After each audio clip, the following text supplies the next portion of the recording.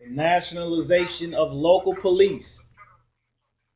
This is what's taking place, which would then become the internationalization of police force. Interpol.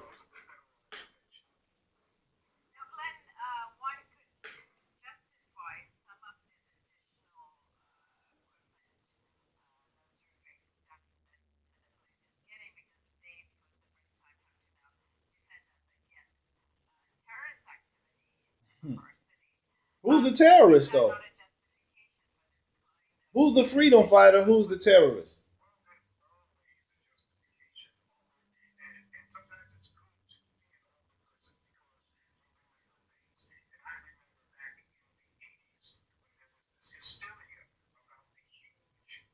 There you go, Nardo.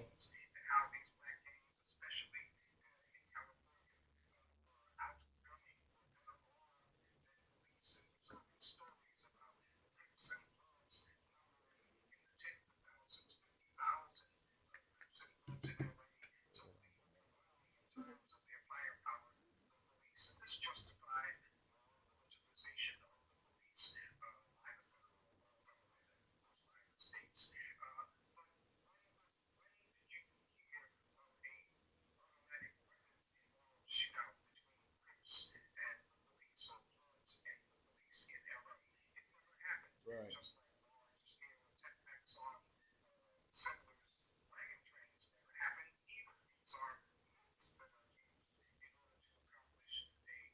Propaganda.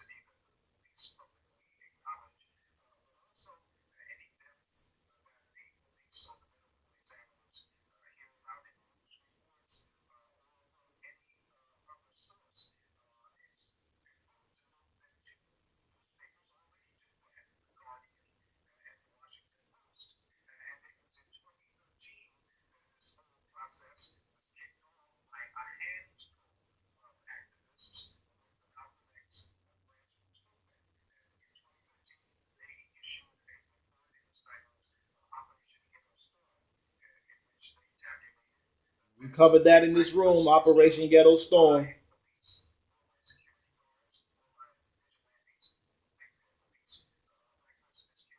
Neighborhood watchmen, like the one that just killed another brother, I believe in Florida, calling them hoodlums.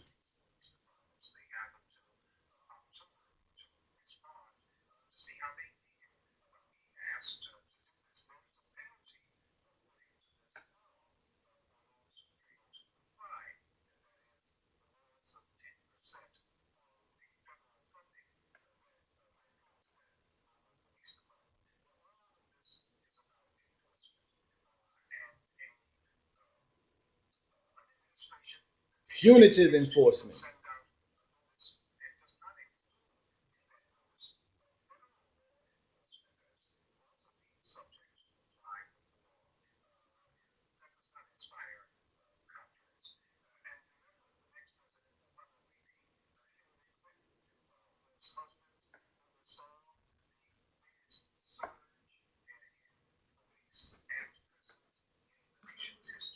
Make no mistake about that.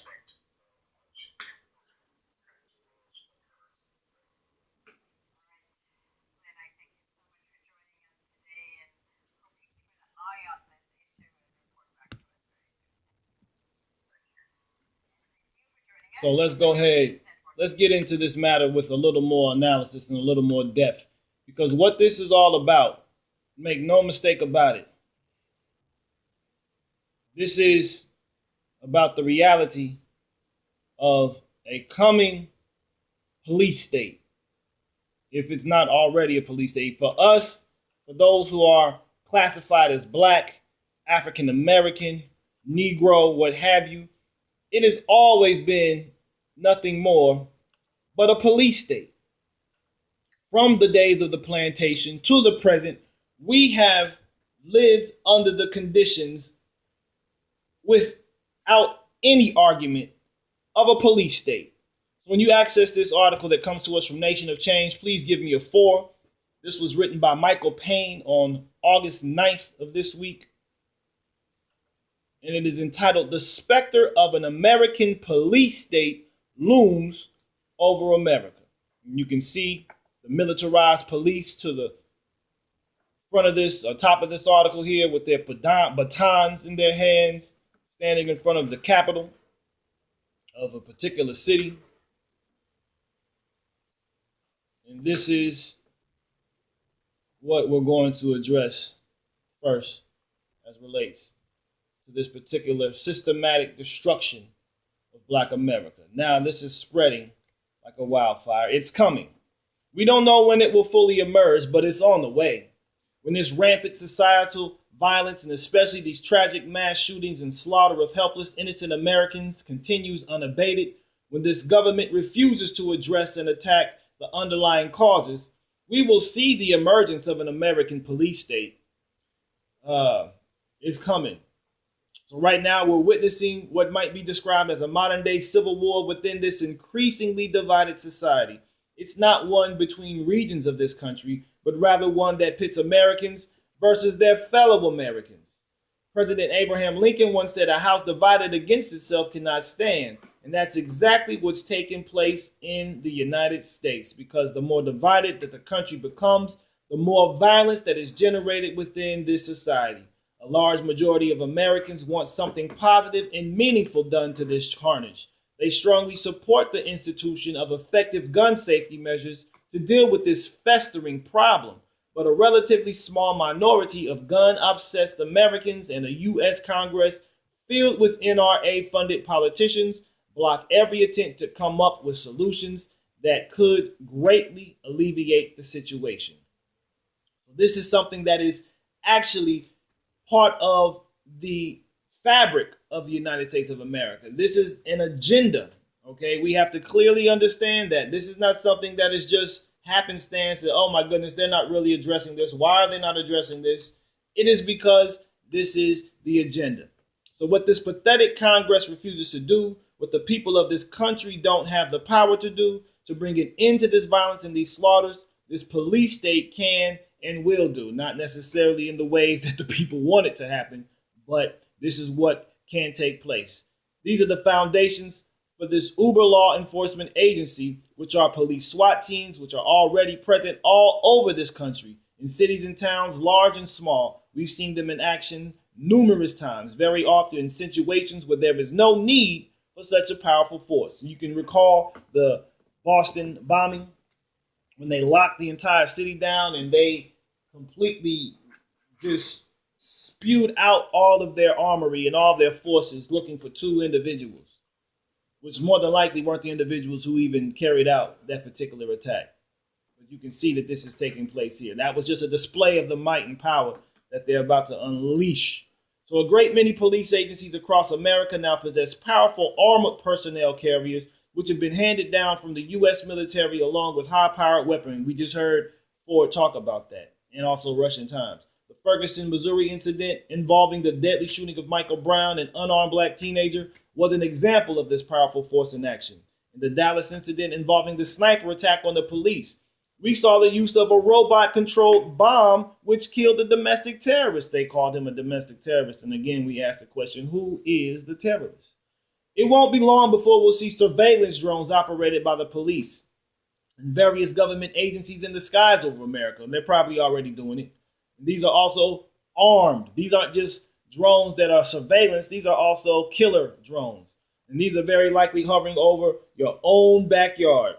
Big Brother will be watching and monitoring the actions of the American people from above. What we are seeing right now is a precursor to that eventual police state that will take control when the violence within this country becomes completely untenable. So this is letting you know it's going to happen. It's just a matter of time. This force won't immediately blanket America, but will begin operations in the most violent parts of the society, such as the inner cities of Chicago, Newark, and Baltimore. And I will include Kansas City because there's a lot of stuff taking place recently that people are just really wailing out for help and how to get this situation resolved. But in particular, in Chicago, there continues to experience a plague of shootings and resultant deaths day in and day out, with the weekends being a virtual bloodbath. How in the world can so many of our politicians continue to talk about our freedoms when Americans can lose their freedom and their lives at the hands of deranged fellow Americans, including the police, wielding powerful assault-type weapons at any given moment? The assassination of 5 police officers and the wounding of 7 others in Dallas recently opened a new chapter in the commission of these terrible mass shootings. The commonly used terms attributed to violent actions by foreign terrorists seeking revenge upon others are blowback and payback. Now, those terms can be used here in America to describe the actions of domestic terrorists who launch attacks against citizens and police officers as a form of angry, misguided retaliation. I just wanted to kind of put this up here. This reality that is descending on the United States is becoming more ominous. It is becoming more overt as Ima Kadosha and Ahyanit Teresa have just talked about the proliferation of tanks going throughout this entire country. And these tanks aren't just like American tanks. These are United Nations tanks. And what is taking place, according to this next article that we're about to get into from the Black Agenda Report, is that this is now considered police state fascism. When you access this article written by Margaret Kimberly on the 9th also of this month, called Police State Fascism, give me a 4. Very much so. And this is, again, part of this systematic destruction of black lives. We can see this historically. You can go back to the Grecians. You can really go back to Babylon, imperially speaking. But you go back to the Grecians and see the rise of the West as relates to this fascistic type of system that has always come down with a vengeance on black lives. You can see that with the Romans, Inquisition, enslavement, so on and so forth. It just continues. Yep. My. So, this is again by Margaret Kimberly. Police state fascism. She says the word fascism has appeared in the American popular lexicon thanks to Donald Trump's presidential campaign, but the symbols and the substance of fascism have well been in place. So don't think this is a new appearance of this word, because the practice of it has been well established. The word is used to keep progressive Democrats in a state of fear should he win, but its existence in this country right now is rarely discussed. It's been here. If Trump became president and was indeed a fascist, he wouldn't bring anything to the country that is not already in existence for black Americans. Fascism is practiced against them on a daily basis. Let's make this clear. Systematically, fascism is practiced and wore out on us on a daily basis. We are at risk of police interaction, arrest, and even death for committing the most minor infractions or for no infraction at all. Many brother in Los Angeles, innocent. Police had to issue a statement after his murder that he was innocent. We made a mistake. Our bad. Now we're just going to move forward as business as usual. What? So Corinne Gaines was shot to death by police in her own home near Baltimore, Maryland. Her 5-year-old son was shot and injured. For what? What was he shot for? Why was she shot? Mrs. Gaines came into contact with police initially because of a traffic violation and a dispute with her boyfriend. Every day, thousands of people are giving tickets or make accusations against one another, but rarely do they have the expectation of ending up dead as a result. Arrest warrants are the first line of defense for the police, who are the 21st century embodiment of the slave patrol. And we've gone over that thoroughly in this room. If black people are lucky, they may have to pay a fine or suffer some inconvenience. If unlucky, they're killed. The Baltimore police used maximum force and disregarded accepted police practice meant to de-escalate such situations. Aren't you supposed to de-escalate them, right? Not escalate it. So they broke down Gaines' door and cut off her Facebook feed. As is typical, their much vaunted body cameras were turned off and the dead woman was deprived of any means of defense or telling of her story. The only version of events comes from the people who killed her. So what kind of side is that? You know, there should be more than one side as relates to that matter. But now we only have one side. Shabbat shalom and welcome, Aki Ami. Mitiel, good seeing you in here. And to all else who recently entered, Shabbat shalom and welcome as well. This is the article that we're currently reading from the Black Agenda Report. So death is the worst result, but not the only means of keeping black people under physical control and in a state of humiliation. A recent video from a Kentucky courtroom shows an unidentified black woman suffering the cruelties of the police system. She was arrested for not completing a diversion program after a 2014 shoplifting charge. The only logic to arresting someone for this violation is cruelty for its own sake, and the proof of that played out in the courtroom. The woman arrived at court wearing only a pair of shorts. She reported that she had been denied feminine hygiene products and clean pants. Now, it wasn't shorts. Those were drawers. She had no pants on. She was wearing drawers. The judge dismissed the charges, but not before lecturing the woman. The fact that you're in custody is your fault. You got to come to court, but once you were arrested, the rest of this is completely inhumane and unacceptable, and I'm very sorry that you had to go through this. She added, this is not normal. I've never seen this. Well, just because you haven't seen it doesn't mean it does not exist. Of course, this treatment is normal, and it happens all the time. Her arrest for a minor offense was normal, and so was the denial of her human rights. Human rights. We talked about that in the beginning of this matter. This is not a civil right matter. This is a human right matter. And this is all related to the prison industrial complex. Actually, the humiliated woman may be considered lucky. It was recently revealed that 6,900 people died in custody in Texas jails and prisons in the last 10 years. In 10 years, over 6,900 people have died in custody in Texas. All of the tools which are supposed to protect the public from this system are useless. Paul O'Neill was summarily executed by police in Chicago while driving a stolen car. Again, their cameras were turned off during the shooting, but once they felt safe, they recorded themselves rejoicing over their kill, giving one another high fives. One complained, I'm going to be on desk duty for now for 30 days. The nonchalance is logical. The officer has no reason to fear anything worse. There's no impunity. The slap on the wrist and the desk duty and the possible administrative suspension or leave with pay is the worst that happens. Body cameras and other reforms won't save black people's lives because they are meant for public relation purposes only. The system in this country spends large sums of money, passes legislation, and empowers the police to do what they like to black people. The suffering is quite intentional. It is the systematic destruction of black lives.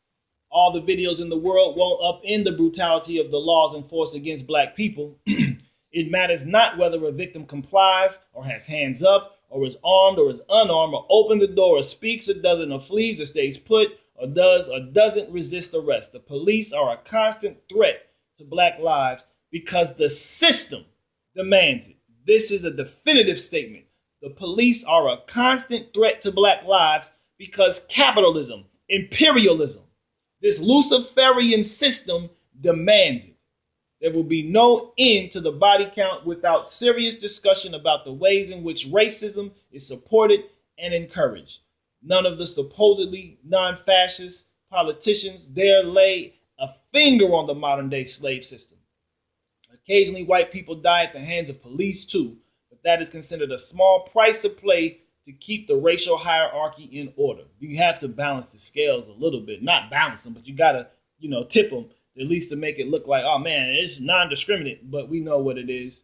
There is no hope of ending the carnage without first understanding the system we have and calling it what it is. Black Americans have always lived under fascism. So you got to understand the systematic approach to the destruction of black lives. Okay? And this is the system that we are existing in. So let's take a look at this system a little more intently. Let's see. Article.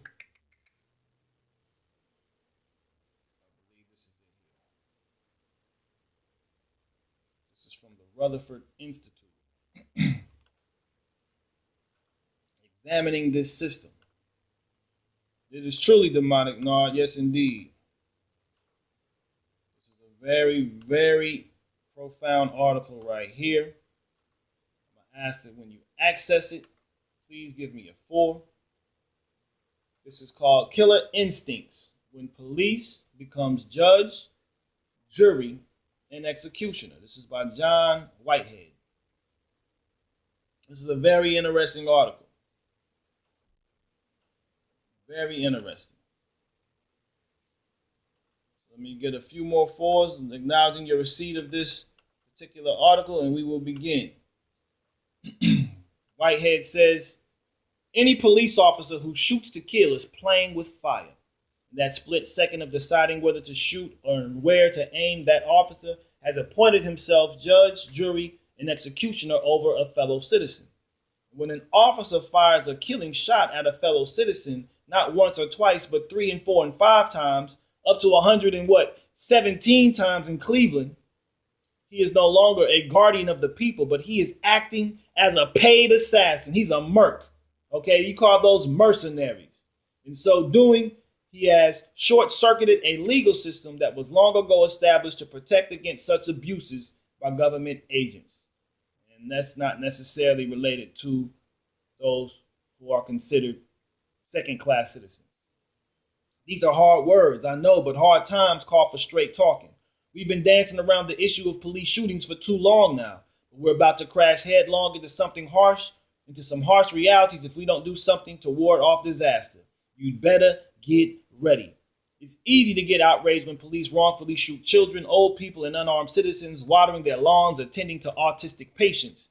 It's harder to rouse the public's ire when the people getting shot and killed by police are suspected of criminal activities or armed with guns and knives. Yet both scenarios should be equally reprehensible to anyone who values human life, due process, and the rule of law. Those 3 principles are so crucial, and those are all Torah-based principles. Human life, do not shed blood, is what Scripture tells us. For he who sheds blood of man, his blood shall be shed by man. That's what Scripture tells us. Due process, don't do anything without 2 or more witnesses, Scripture tells us. And we know the rule of Torah is just paramount, okay?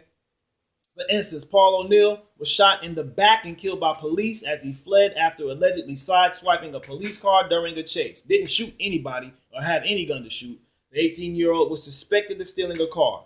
Corinne Gaines was shot and killed, and her 5-year-old son was shot by police after Gaines resisted arrest for a traffic warrant and allegedly threatened to shoot police. Police first shot at Gaines and then opened fire when she reportedly shot back at them. L'Oreal Seguini was shot and killed by a police officer after she approached him holding a small pair of medical scissors.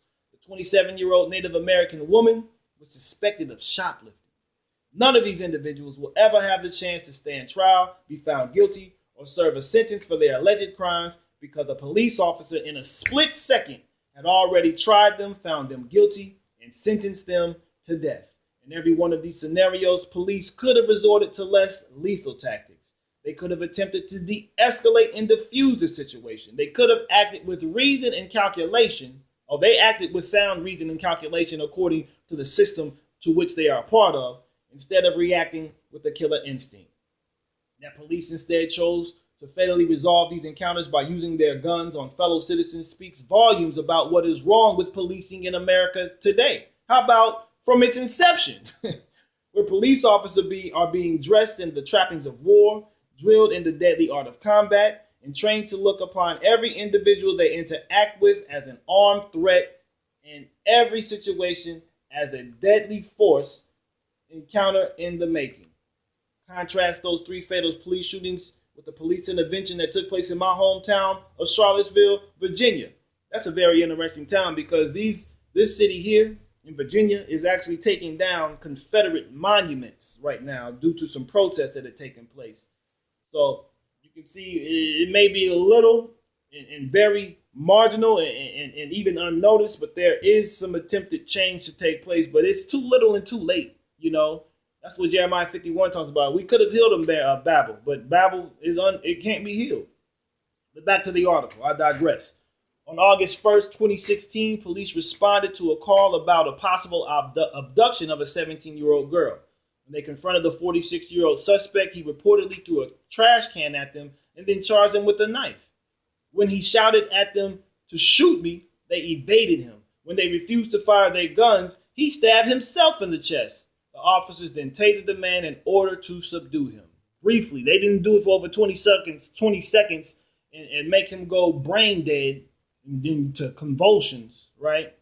So what's the difference between the first 3 scenarios and the last, apart from the lack of overly aggressive policing or trigger-happy officers? Ultimately, it comes down to training and accountability. And this is exactly, and I'm not saying I support even a lot of the things that he's done in his past, but this is exactly what the police chief in Kansas City, Missouri, has said, Daryl Forte, and that, you know, there's an exorbitant amount of fear that's present, and it's the lack of sound training. This is exactly what was said in Kansas City that caused a lot of backlash to come and criticism to the police chief in Kansas City.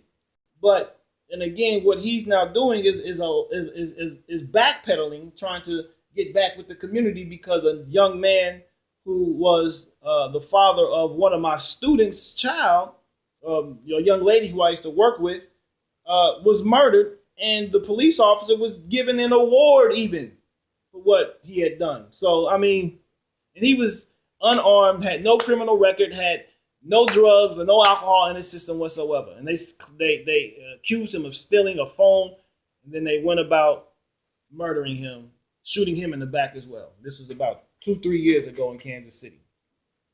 But it's the difference between police officers who rank their personal safety above everyone else and police officers who understand that their jobs are to serve and to protect. It's the difference between police trained to shoot and kill and police trained to resolve situations peacefully. Most of all, it's the difference between police who believe the law is on their side and police who know that they will be held accountable for their actions under the same law as everyone else. Unfortunately, more and more police are being trained to view themselves as distinct from the citizenry, to view their authority as superior to the citizenry, going back to the plantation control, and to view their lives as more precious than those of their citizen counterparts. They're protecting and serving the institution. They're not protecting and serving the people. Instead of being taught to see themselves as mediators and peacemakers or peace officers whose lethal weapons are used to the last as a last resort, they are being drilled into action like gunmen with killer instincts who shoot to kill rather than merely incapacitate. Oh, get that door, please. Oh, no, get the door. When approaching a breaking point, the policing crisis is far more immediate and concerning than the government's so-called war on terror or drugs. So why isn't more being done to address it? As I make it clear in this book, The Battlefield America, The War on the American People, there's too much money at stake for one and too much power. Those are the two issues right there. Money and power. And this is all a matter of capitalism. And that has to be an exploited class. And that class, of course, is those who are identified as so-called black, the underclass. Shabbat shalom and welcome to all who recently entered into the room. This is the article that we're reading from. So go ahead and check it out. Some police officers in other countries do not. Exactly. They don't even use guns. They don't even have guns. They got like batons. There's no police murders in many countries. So those responsible for this policing crisis are none other than the police unions, and that are helping police officers evade accountability for wrongdoing. The police academies that are teaching police officers that their lives are more valuable than the lives of those they serve. A corporate military sector that is making a killing by selling military-grade weapons, equipment, technology, and tactical training to domestic police agencies. A political establishment that is dependent on a campaign support and funding from the powerful police unions, and a police state that is transforming police officers into extensions of the military in order to extend its reach and its power. This is no longer a debate over good cops and bad cops. It's a tug of war between the constitutional republic America's founders intended and the police state that America is fast becoming. Okay? So he asked the question, what do we do to fix this problem? He said, how do we stop these senseless shootings? I'm just going to read the bold point. He says that for starters, stop with the scare tactics. Okay? Stop being so intimidating. Second, level the playing field. No one is above the law or more valuable than the next person. All human life is sacred. And once we understand that and we approach it as such, then we can actually start to make progress. Third, require that police officers be trained in non-lethal attacks. Fourth, ditch the quasi-military obsession. Fifth, demilitarize. Sixth, do away with police warrior mindset in favor of a guardian approach. 7, stop making taxpayers pay for police abuses. 8, stop relying on technology to fix what's wrong with the country. 9, take a deep breath because change takes time. 10, stop being busybodies and snitches. Don't always call the police into some situation. I had a customer I was working with this past week who told me that he and his old lady got into a disagreement, and he's an ex-felon, mind you, and she called the police because he wouldn't comply with what she wanted him to do. So she called the police to get him out the house. He left before the police got there. Was like, look, I ain't even trying to deal with none of that. Stop being a snitch and a busybody. That's unnecessary. And finally, support due process for everyone, not just the people in your circle. This is something that we all have to understand. But this system is bent on destroying, we know, from its inception, black lives. It is intent on it. How do we know that? Well, check this out. Yeah, I'm going to go there. I'm not going to go there yet. I'm not going to quite go there yet. That's a blockbuster, what I'm about to go with this one here. There you go, Elder. That's the ultimate answer. For us, anyway. That's the ultimate answer. But with all this stuff, what they're doing is turning the streets of the United States into a war zone. So when you access this article here, give me a 4. And we know who the war is against. We're not foolish or naive or blind. We know who the war is against. This is by Nicole Carson. She explains how the growing militarization of police forces took place. Check this out. You get some more 4s when you access this. Shabbat shalom and welcome to all who recently entered the room. This is an offering entitled The Systematic Destruction of Black Lives. Look at that. They look like they about to go play football or something. They look like athletes. They don't look like, no, they got cups on and everything. That's mad. Demonstrators take to the streets to protest state repression and violence. They are met with an overwhelming display of force meant to intimidate. That's the intimidation that needs to stop. Why are you coming out looking like you a straight gladiator? Cordons of security personnel armed with high-capacity assault weapons move in to disperse crowds, backed up by armored personnel vehicles and other heavy weaponry. Nonviolent protesters are threatened with machine guns and arrested on the barest pretext. That sounds to you like a scene from the Egyptian military regime's crackdown on the Tahrir Square protests that eventually toppled dictator Hosni Mubarak in 2011, or perhaps the Tiananmen Square democracy demonstrations against China's rulers a century ago? You'd be right. But this is also a description of the show of repressive force in the streets of Baton Rouge last month, deployed against people who raised their voices after the July 5th police killing of Alton Sterling, an unarmed black man shot and killed by two white officers as they held him prone on the ground. Baton Rouge is no exception, of course. Since coming into the national spotlight 2 years ago in Ferguson, Missouri, the eruption of protests to demand that Black Lives Matter has not only exposed the racist police violence that infects daily American life in black and brown urban communities, it also provided a glimpse into a frightening trend in the world's greatest democracy, quote, end quote. Police are increasingly indistinguishable from a heavily armored occupying army. And that's what they are. They are occupying force in our communities. But these are not our communities, so let's make that clear as well. We know our communities have to really be reestablished in our homeland. They're equipped with deadly weapons and high-tech gear deployed by the Pentagon on battlefields around the world. The purpose of this militarization of U.S. police is not only to give officers even more deadly weapons to use in the course of routine police work, but to intimidate and control dissent and social unrest.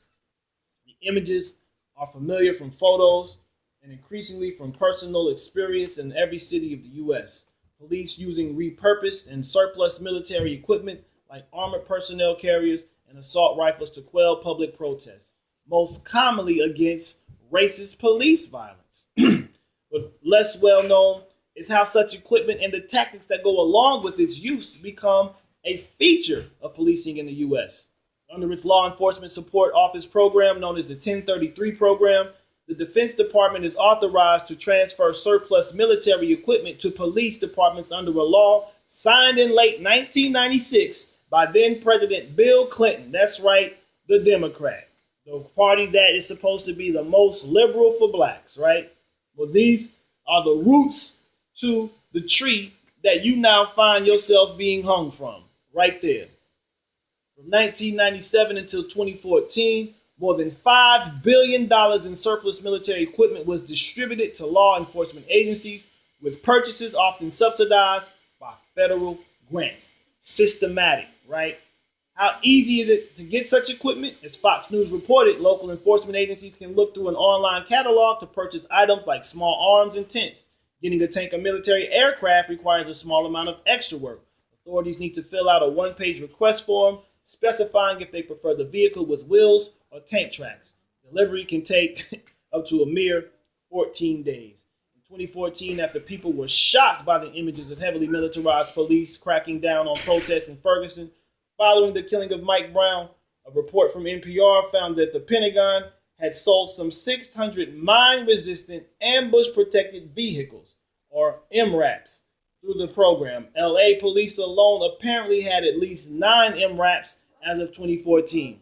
According to NPR, other equipment sold to law enforcement agencies included 79,288 assault rifles, 205 grenade launchers, 11,959 bayonets, 3,972 combat knives, $124 million worth of night vision equipment, including night vision sniper scopes, 479 bomb detonator robots, 50 airplanes, including 27 cargo transport airplanes, 422 helicopters, and more than $3.6 million worth of camouflage gear and other deception equipment. The scale of the militarization would be comical if it wasn't so frightening. A 2014 report by the ACLU pointed out as an example how police in 3 New Hampshire cities, Keene, Concord, and Manchester, just 30 miles apart, each got federal grants from the Department of Homeland Security to purchase armored personnel carriers known as Bearcats, which stand for Ballistic Engineered Armored Response Counterattack Truck.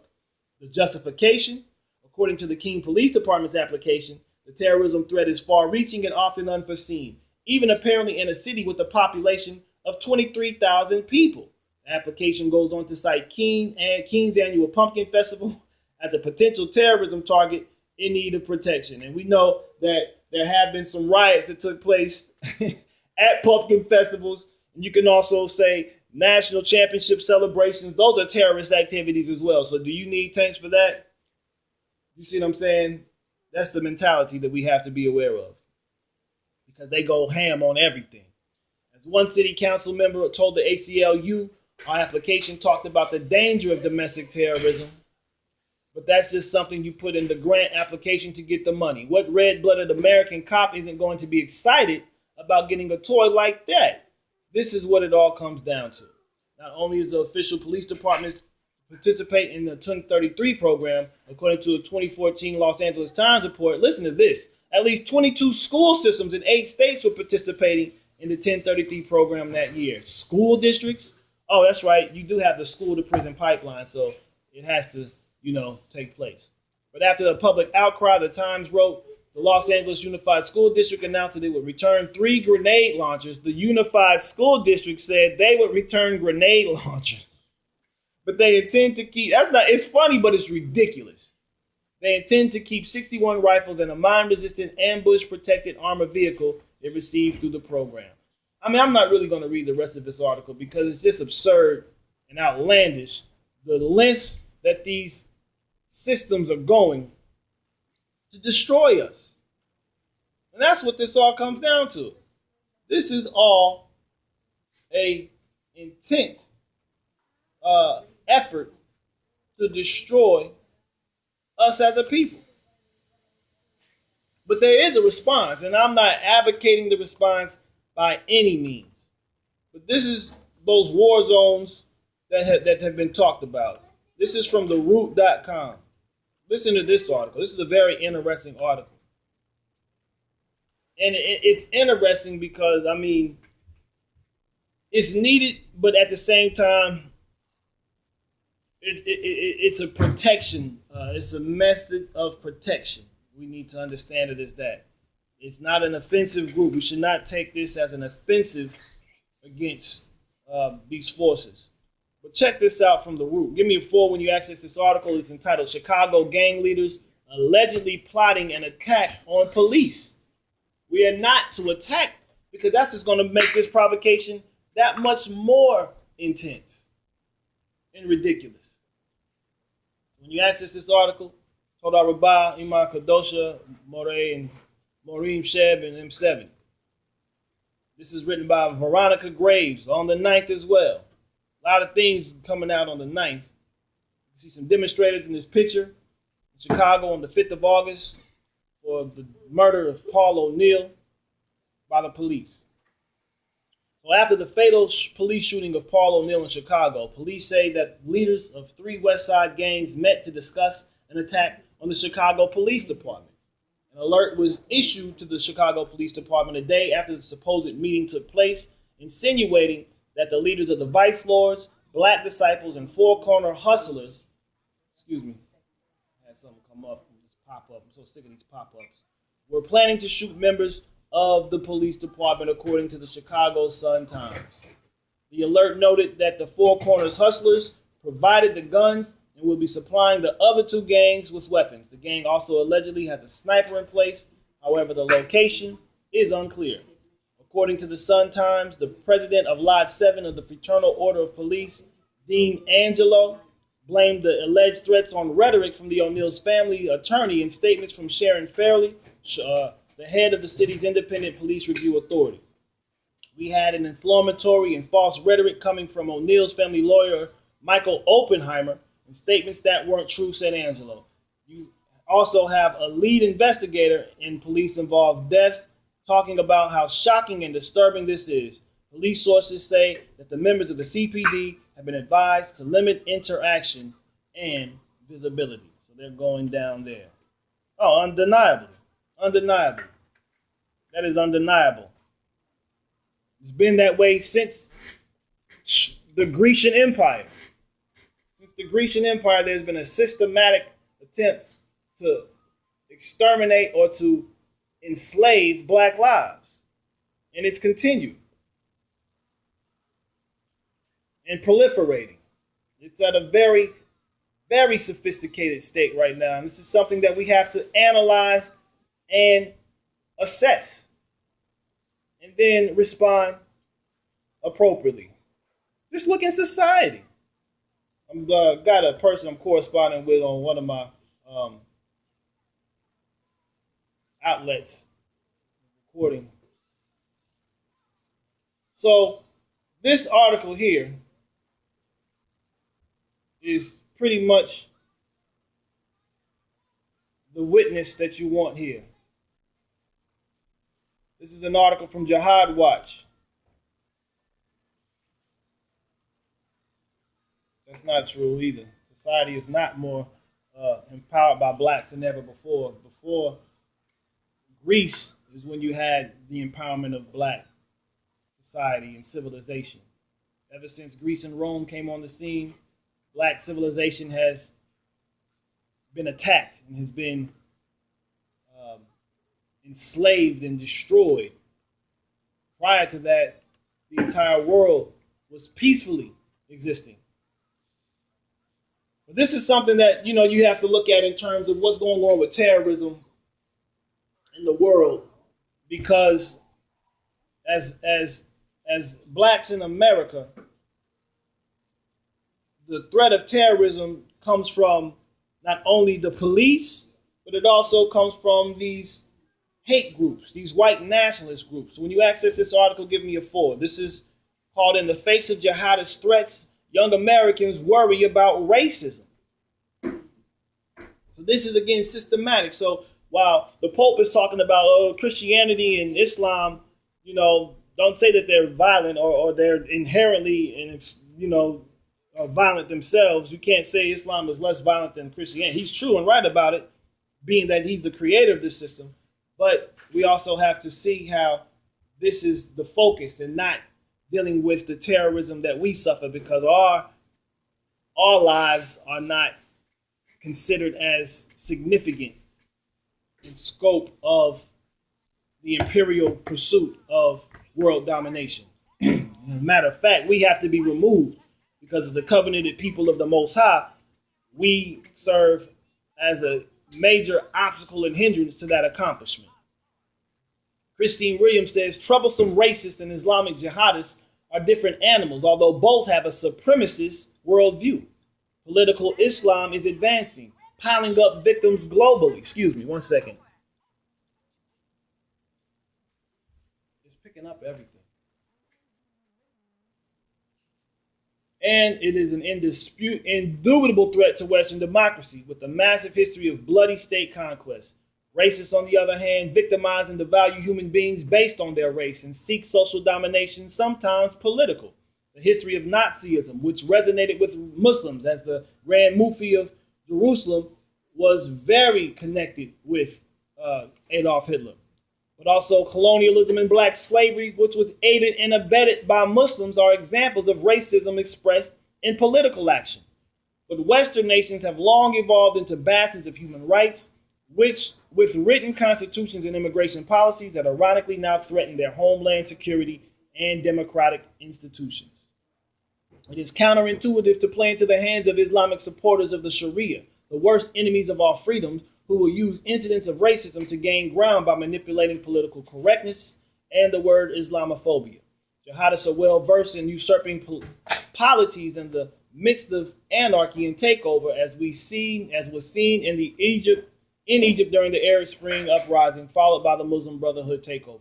In fact, our jihadist enemies, especially those who operate by stealth, were manipulating race and diversity outreach programs long before the emergence of the Islamic State and manufacturing lies about Islamophobia, while anti-Semitic hate crimes were 3 times the bigger problem. Yet Western leaders have so far avoided dealing with the real-world problem of Jew hatred, even as they further the Islamophobia deception. It is precisely because of the leftist alliance with jihadists and politically correct cowards that the European explosion of migrant crimes was enabled, and jihadists continue to expand their base in Europe and globally. Failed Western authorities have betrayed the Western populace that trusted them, and now racists have been brought by those same leftists into the fray. White males who are angry and who aren't now afraid to show that anger. They fear the loss of control and loss of privilege is what's happening and inspiring this vitriol and this hate. As usual, those who call out the global war on terror for what it is, a zealously fought religious war of conquest, this is the Crusade 3.0, will undoubtedly be blamed by leftist ideologues for the actions of white supremacists in order to shift attention away from the magnitude of the jihadist threat. The powerful boogeymen behind such manipulative charges of racism are stealth and violent jihadists with their goals of Sharia dominance. Their water carriers are leftist demi-power brokers, and their gutless cronies, those who are the manipulated and betrayed, are the people.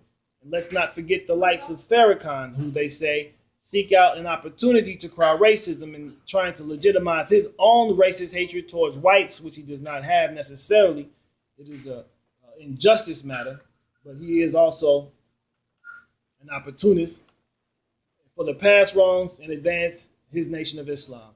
These fires of a burgeoning race war need to be systematically put out, but not at the expense of directly confronting the jihadist incursion on American soil.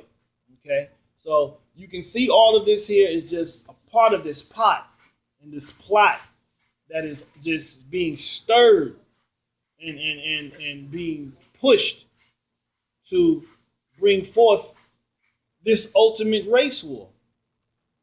But this is the article that I wanted to present here because it's going to lead to my last few articles as relates to what this all comes down to.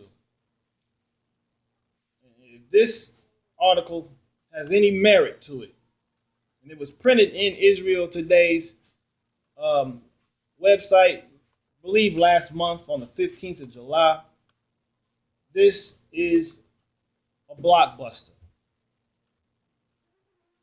This is on the 12th it was presented. It is entitled, Israel Instructing U.S. Police to Murder Blacks. This is written by David Lazarus. This is something that is very, very, very interesting. And this is why the Palestinian Liberation Organization has now gained a supporter from the Black Lives Movement. And this is something that they see from the PLO that is the cause of the police violence taking place in the United States against blacks, especially. The article reads as follows. Israel is responsible for the killings of African Americans by the U.S. police, according to pro-Palestinian groups. Palestinian activists are spreading the dangerous libel against the Jewish state, claiming that the genocide of black Americans is a direct result of Israeli inhuman treatment and genocide of Palestinians.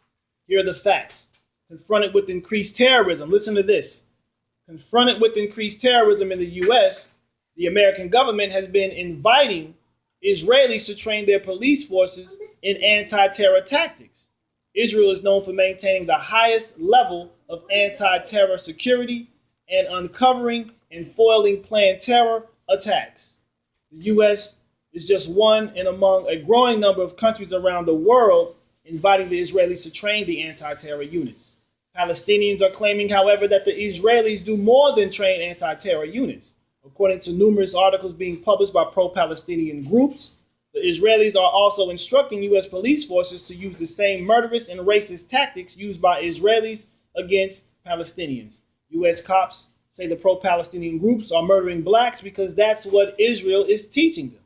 One group called the NYU Students for Peace for Justice in Palestine posted a condemnation of the number of black people killed by the police in the U.S. and called for Palestinians to support African Americans protesting against such violence. We must remember that many U.S. police departments train with the Israeli Defense Forces, the group wrote. The same forces behind the genocide of black people in America are behind the genocide of Palestinians. The IDF assists the NYPD and other American police departments in their oppression and murder of black people. A Jewish pro-Palestinian activist, Alice Rothschild, listen to that name, also addressed the training of some U.S. law enforcement officials in Israel, alleging that the IDF policies are based on racism towards brown people. While the carnage in our cities is certainly related to our own history of slavery and modern-day racism and lack of gun control and a host of societal forces, having a police force influenced and trained by an occupying military force that sees another group of brown people, such as Arabs, as the enemy has certainly heightened the issue. Shalom, shalom. I see you in here as well, Houston. It's not hate, brother. This is just facts. We're presenting information.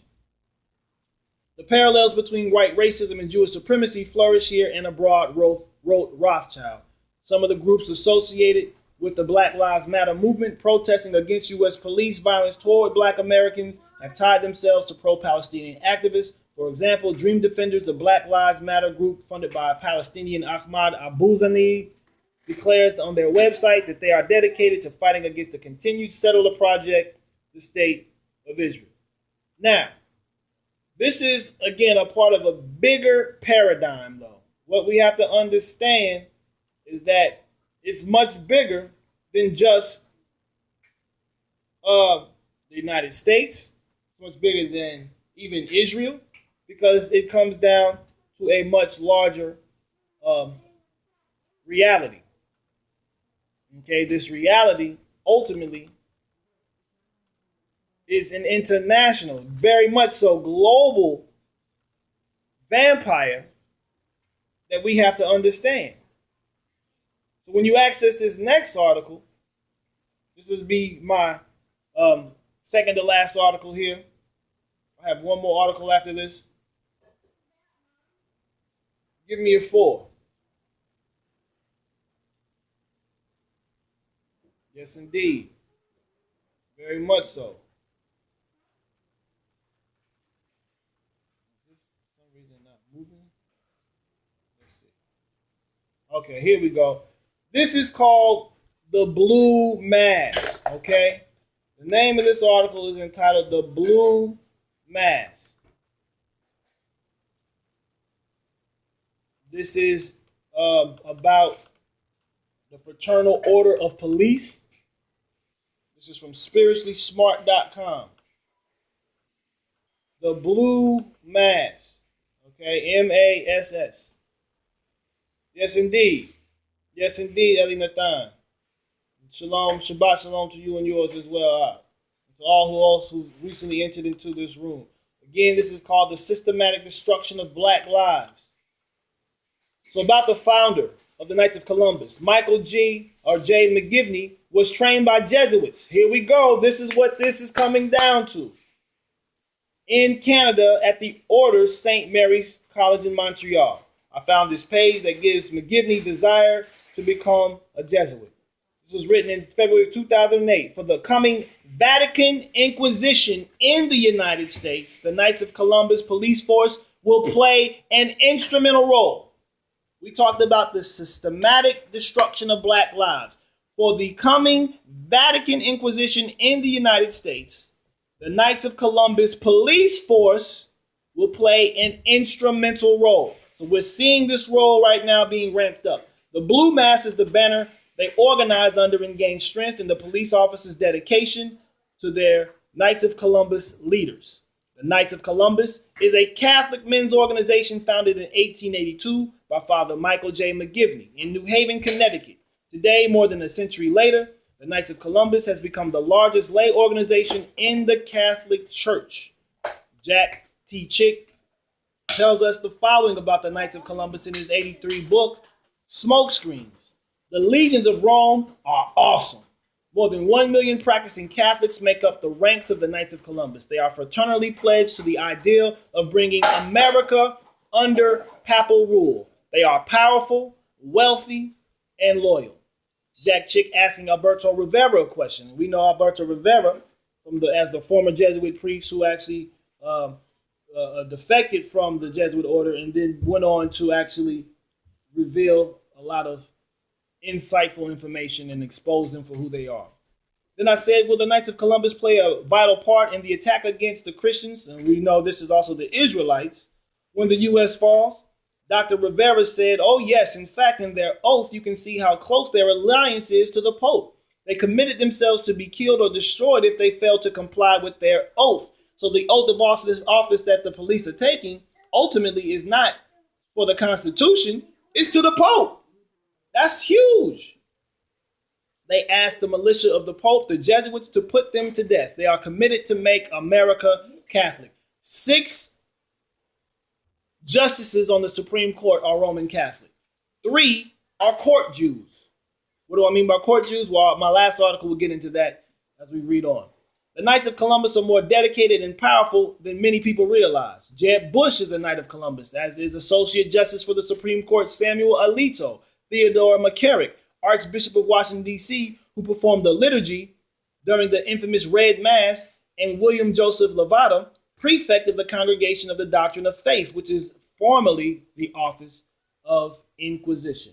And that is the office that Cardinal Ratzinger was over before he became Pope Benedict XVI. Recently, I did a search on the Catholic Church in the area where I grew up and saw that they had a newly formed Knights of Columbus. I then did a simple search on the Grand Knight, and it rendered surprising results. It turned out that he was a very high-up officer in the Federal Reserve Bank in New York City. So, the Catholic Church, Vatican, have proven themselves to be the entity behind fascism. So this is what this all comes down to. As we talked about, there is a root to this, and this is the root of it. America is becoming fascist because America is the military arm of the Vatican. Okay, this is what we have to connect this all to. The Knights of Columbus are considered the right arm of the Catholic Church in America. Excuse me. Therefore, the Knights of Columbus is the right arm of fascism in America, and we can see this by the actions of the police force. Below are two very recent videos showing what I mean, and this is just the beginning, unfortunately. I'm not going to play these videos. You can go watch them on your own, but this is what this is all coming down to. The blue mask is for all public officials and servicemen in DC when they have this mask, and there's a red mask that also has similar matters as well. But this is what this is all coming down to here and now. This is a last attempt by the fourth beast. Exactly, Moray, Operation Gladio. If you could put in a summary statement of what Operation Gladio is, I'd appreciate that too. You just wouldn't mind finding this a brief summary statement that gives us an idea of what Operation Gladio is. And I will get to that. But I'm going to leave you all with this last article here, too. Whenever you get that up, I'm going to read that so you all can have an understanding of what Operation Gladio is. This is my last offering here. This is entitled The Jesuits' Rule. All roads lead to the Black Pope. Okay? All roads lead to the Black Pope. Ow! Okay, Toda Rabah, here we go. This is what Operation Gladio is. Toda Moray. Is the code name for a clandestine NATO stay-behind operation in Italy during the Cold War. Its purpose was to prepare for and implement armed resistance in the event of a Warsaw Pact invasion and conquest. Although Gladio specifically refers to the Italian branch of the NATO stay-behind organizations, Operation Gladio is used as an informal name for all of them. The name Gladio is the Italian form of gladius, a type of Roman short sword. Stay-behind operations were prepared in many NATO countries and some neutral countries. So, internationally speaking, not only in Turkey was there an attempted coup or terrorist attack, so to speak.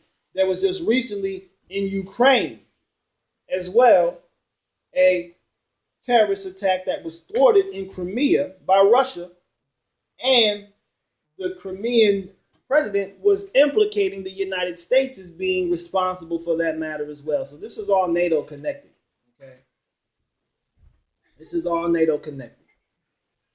But again, look at the connections here. The Jesuit assistant. These are their assistancies. You have the Central Europe assistancy, the East Europe assistancy, the South Europe assistancy, the West Europe assistancy, the North Latin America assistancy. You have the African assistancy. You have the East Asia assistancy. You have the South Asia assistancy, the South Latin American assistancy, and then you have the USA assistancy. And all those cities are a part of it, okay? These are the names of all of the different black popes, with Adolfo Nicolas being the most recent. Okay, so all roads lead to the Black Pope. Why would the Jesuits use their implacable enemy? Listen to this. So we just talked about Israel training these police forces in America. Why would they use their implacable enemy, the Jews, to further their designs for world dominion. The Jesuits would never do anything out in the open where they can be exposed. If they are recognized as the culprits, they will be blamed and suffer the consequences. But if they can use someone else in the causes as the cause of the world's problems, especially an enemy they can destroy in the process, then they have simultaneously accomplished two of their objectives.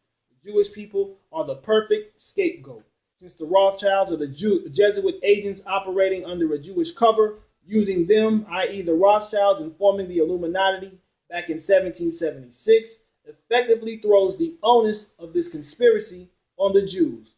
The Rothschilds are certainly not the only Jesuit agents that operate under a Jewish front. Hold on, Rabbi. Let me go back to this article, or to this little input that M70 just posted. He was saying that the role of the CIA in Gladio and the extent of its activities during the Cold War era and any relationship to terrorist attacks perpetrated in Italy during the years of lead from the early 60s to the early 80s, the late 60s to the early 80s, is a subject of debate. Switzerland and Belgium have had parliamentary inquiries into the matter. Yeah, that's a good place. Put it in the whole thing in there. We can refer to that as well. So let's go with this here. These some sources here, some sources from Bill Hughes, and he lists a number of books and later paragraphs which indicate the Jesuit Adam Weishaupt and the Rothschilds were the brains and the wealth behind the French Revolution.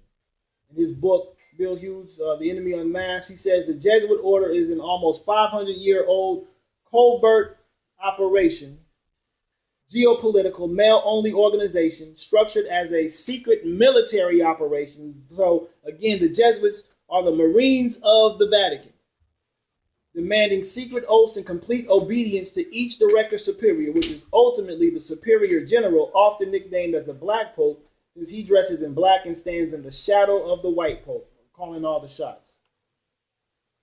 The Society of Jesus, as they are known officially, was originally used by the Vatican to counter the various Reformation movements in Europe, to which the Vatican lost much of its religious and political power. Absolute temporal ruling power has always been the Vatican's institution's primary objective. Absolute temporal ruling power on earth has always been the Vatican institution's primary objective. They want domination. This is where the Western hegemony has its capital, right here. The Jesuit order is since 1814 in complete control of the obscenely wealthy Vatican institution and its Catholic clergy hierarchy, and presently also controls various other organizations together with the Military Order of Malta.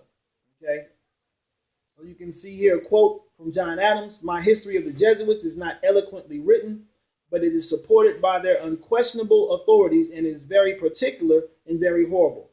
Their restoration in 1814 by Pope Pius VII is indeed a step toward darkness, cruelty, despotism, and death," because they were suppressed by, I want to say, oh man, we just read it recently. I forgot the Pope's name that suppressed them. I think it was Pope Clement, and he was poisoned after he suppressed them, and then they were reinstituted under Pope Pius VII. He goes on to say, "I do not like the appearance of the Jesuits. If there was ever a body of men who merited eternal damnation on earth and in hell, it is the Society of Ignatius de Loyola." This is John Adams from 1735 to 1826. The Jesuits are a secret society, a sort of Masonic order with superadded features of revolting odiousness and 1,000 times more dangerous. Samuel Morse said this in a letter in a telegraph. He was author of The Foreign Conspiracy Against the Liberties of the United States. "Above all, I have learned from the Jesuits, and so did Lenin too, as far as I recall. The world has never known anything quite so splendid as the hierarchical structure of the Roman Catholic Church. There were quite a few things I simply appropriated from the Jesuits for the use of the Nazi Party." Adolf Hitler. "I have learned most of all from the Jesuit order. So far, there has been nothing more imposing on earth than the hierarchical organization of the Catholic Church. A good part of that organization I have transported direct to my own party. The Catholic Church must be held up as an example. I'll tell you a secret. I am founding an order. In Himmler, who will become head of the Nazi Party, I see our Ignatius de Loyola." Napoleon says the Jesuits are a military organization, not a religious order. Their chief is a general of an army, not the mere father abbot of a monastery. And the aim of this organization is power. Power in its most despotic exercise, absolute power, universal power, power to control the world by the volition of a single man. Jesuitism is the most absolute of despotisms, coming from a despot himself. At the same time, the greatest and most enormous of abuses. Napoleon won. Okay? This is now another quote. It is my opinion that if the liberties of this country, the United States of America, are destroyed, it will be the subtlety of the Roman Catholic Jesuit priests. So what is taking place in America is a Jesuit agenda or plot. But they are the most crafty, dangerous enemies to civil and religious liberty. They have instigated most of the wars of Europe. Marquis de Lafayette said this here. Alas, I knew the Jesuits, would poison me, but I did not expect to die in so slow and cruel a manner. And that was Pope Clement XIV, who actually suppressed and abolished the Jesuit order forever in 1773. And again, Pope Pius VII reinstituted it. But they had gone to Georgetown during the suppression period and formed Georgetown to take over and oversee the United States. We had our broadcast this past Thursday where we brought this all into the forefront as well. I'll post that in the room shortly. And all this stuff is connected to what we're currently experiencing as well. Continuing. The Civil War of 1861-1865 would have never been possible without the sinister influence of the Jesuits. And this was to divide the country so that they could take over it. All right? This is what took place. Abraham Lincoln, he says that the public is practically unaware of the overwhelming responsibility carried by the Vatican and its Jesuits in starting of the two world wars, a situation which may be explained in part by the gigantic finances at the disposition of the Vatican and its Jesuits, giving them power in so many spheres, especially since the last conflict. This is Edmund Paris who said this here. The Roman Inquisition had been administered since 1542 by the Jesuits, and this took place in Spain when they kicked our ancestors out with the Alhambra Decree. Going on, it is impossible to read Elizabethan history, or the history surrounding Queen Elizabeth I of England, except in the context of an army of Jesuits, masters of deceit, treachery, treason, infiltration, subversion, assassination, insurrection, civil war, and coercion, plotting for the good of the papacy and the defeat of all the Pope's foes anywhere and everywhere in the world. This is J.E.C. Shepherd, a Canadian historian. Between 1555 and 1931, the Society of Jesus was expelled from at least 83 countries, city-states, and cities for engaging in political intrigue and subversion plots against the welfare of the state, according to the records of a Jesuit priest of repute. This is Thomas J. Campbell, who he's referring to. Practically every instance of expulsion was for political intrigue, political infiltration, political subversion, and inciting political insurrection. And this includes funding many of the abolitionists in America. Charles Sumner being one of them, who was a Jesuit. In the school over here in Kansas City, Kansas, named after Charles Sumner, was actually considered a individual who was treasonous to the United States of America by then President Abraham Lincoln. However, we know abolitionists also were very sincere in their efforts, such as John Brown, not all of them, but some of them, like John Brown, who, went down with his people, who he was fighting for. But these are the individuals who are all about dividing and conquering and to sow these seeds of discord in society. So the German General Reinhard Gehlen Org, the German intelligence agency run by Knight of Malta Reinhard Gehlen, was even more powerful than the Merknet. The org superseded even the Nazi SS. In fact, Gehlen's organization is largely credited for giving rise, here you go, M70, to the CIA, to shield Gehlen and the entire German intelligence network from harm's way. Gehlen was a ranking official in the Sovereign Military Order of Malta, which maintained inconceivable financial support and political influence.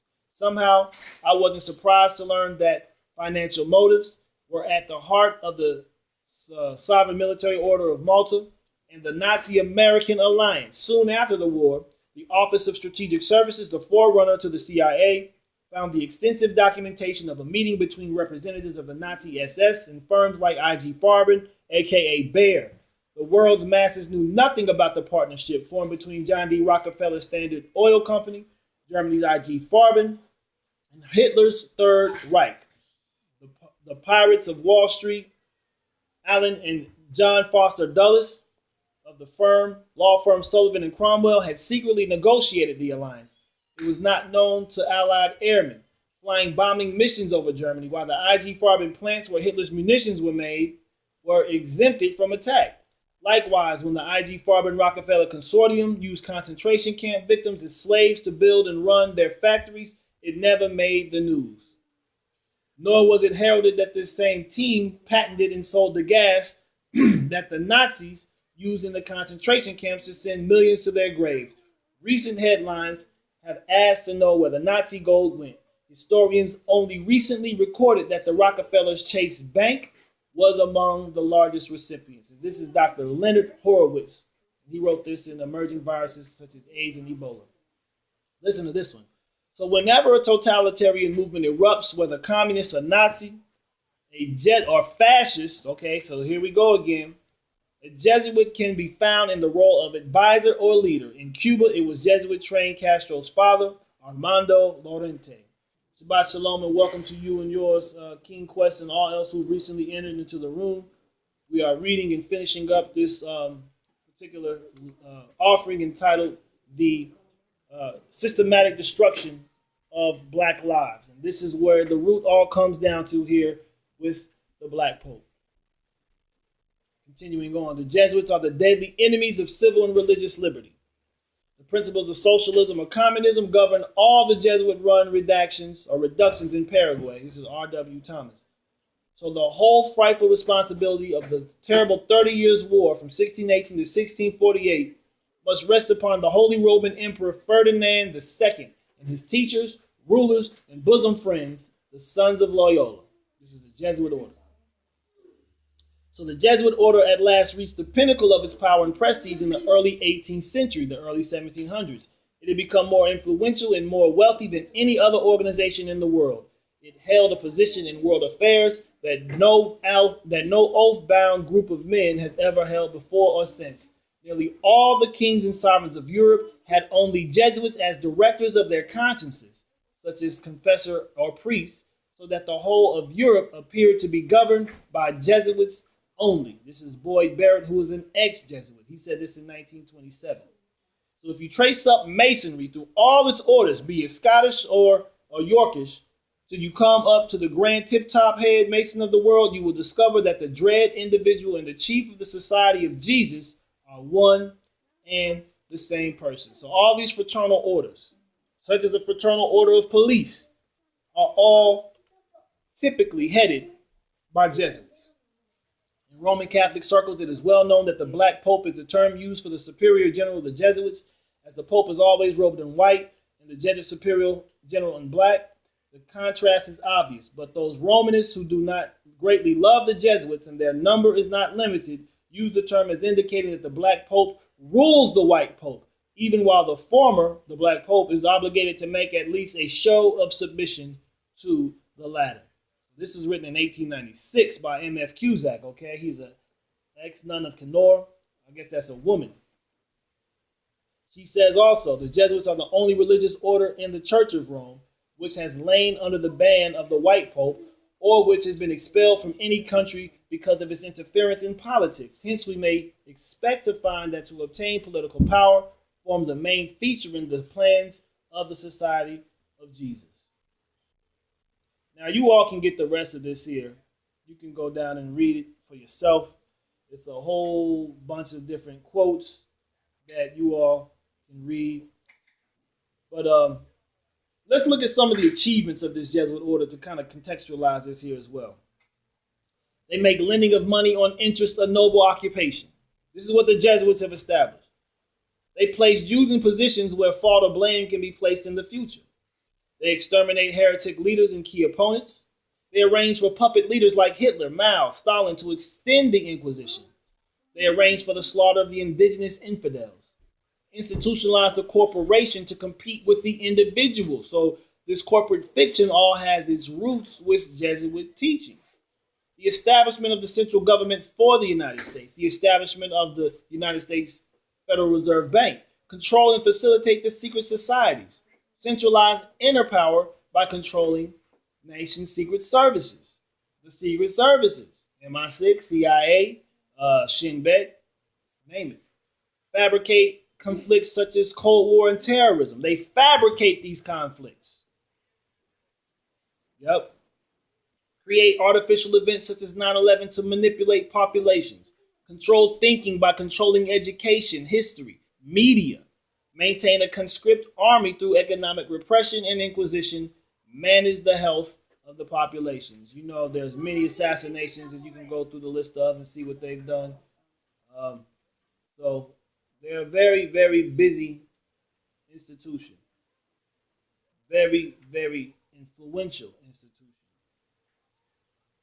Um, I'm not going to really get into any more of this here for the day. I'm going to go ahead and sum up my statement and conclude and show how the systematic destruction of black lives is connected to this inquisition that the Vatican is seeking to carry out for its final attempt for world domination in order to bring forth the Luciferian kingdom. And of course, we, as children of Israel, serve as the major hindrance to that particular matter. So the assault that is taking place on us, especially with the awakening that is taking place of this Israelite consciousness and our culture and the reclaiming of our culture, is a huge, huge roadblock to this matter, because they know the prophecies as well as we know the prophecies. And we know ultimately that we have to truly take a stand, and it is our responsibility to expose this matter and to make this known to the world, because this is how this truth is to overcome all darkness. This is how the light is to overcome that. And so we see in scripture where it speaks of time and time again that, you know, this Son of Man does not come with weapons in his hand, but he actually has, you know, the sword in his mouth. And we talked about the sword of the Spirit not too long ago. And so these are the things that we're equipping ourselves with in order to bring this reality forward. And so before I do close, I want to go ahead and give you all this particular link from our last broadcast. This was Vote Choose Your Puppet Part 2, Exposing the Illusion of Government. This was a very intense class that we had, broadcast that we had, that was facilitated by Kamathi Malaku El Ben Yasharala, and also Elder Mikael was also a part of the broadcast, as well as myself. This has a huge Jesuit expose in it as well, so if you want to check that out, you're more than welcome to. But I'm going to go ahead and close out with a Hatzi Kaddish, Moreh Shebaniah. If you're ready, go ahead and lift your hand and get you ready as we get ready to proceed to your lesson. With that, hallelujah. Yikadav vayikadesh shemei rabbah. Bi'amandi barak herotei vayimelech malkutei. B'chayachunu v'yamichunu v'chayi l'kol beit Yisrael b'gala uvizman kari v'imeru. Amen. Yehei shmei rabbah mavorak le'olam ul me'amaya. Yid barak vayistabach v'yipa'ar v'yu'aman v'yitnasei v'yitadar v'yitalei v'yitalal shemei d'kudashah berechu. Ela min kol barakata v'ashirota tush bechata v'nechmata damiran ba'amah b'shem Mashiach Yehoshua Baruch Hashem hallelujah v'imeru. Amen. So all praise is given to the Most High. If anything that has been presented to you all today has been truly noteworthy, has been insightful, edifying, inspiring, and if there's any error, please be patient with me and continue to work with me as I'm seeking to continue to perfect my walk in Mashiach Yahushua. So with that, hallelujah. But I want you all to truly prepare yourselves to receive some more insight, because Moreh Shebaniah is next on the block, about to pop, lock, and drop. Now let me stop. But he's definitely here to bring some insight, some more information to you all in the spirit of love, so that you all can continue to shine your light. So with that, please put your hands together for Moray Shebanaya. I relinquish this mic. One love, Shabbat Shalom, Vashavu Atov. Hallelujah.